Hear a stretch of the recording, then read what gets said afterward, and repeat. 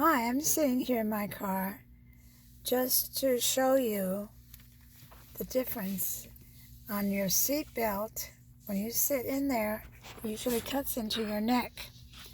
The difference between that and the seat belt adjuster.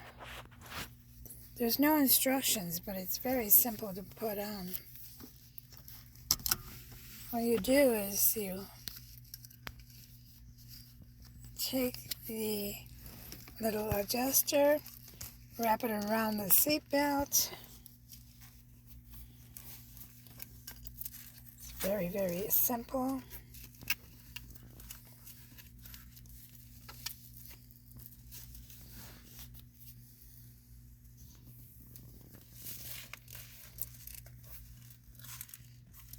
It adjusts with velcro.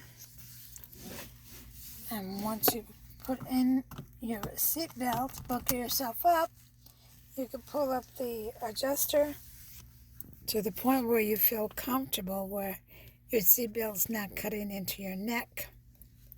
I suggest that you get a couple of these. That way you can put them in the front passenger and the driver's seat, and also in the back for your passengers.